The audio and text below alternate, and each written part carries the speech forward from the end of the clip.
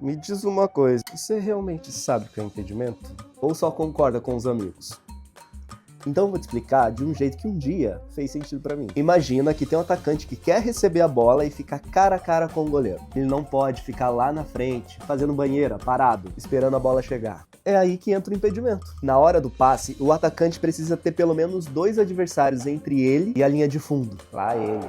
Normalmente são os 2 zagueiros e o goleiro. E se ele já receber a bola estando na frente dos 2 jogadores, o lance é irregular e o árbitro marca impedimento. Resumindo de um jeito que eu gostaria que tivessem me explicado antes. O futebol não deixa ninguém lá na frente parado, acampado, perto do gol esperando a bola chegar. Bem mais simples, né? Agora pode falar a verdade, você já entendia essa regra? Ou continua perdido quando ouve que foi impedimento? E no próximo episódio eu vou explicar de forma simples para que servem os cartões vermelho, amarelo e o que acontece quando os jogadores acumulam cartões. Até o próximo episódio.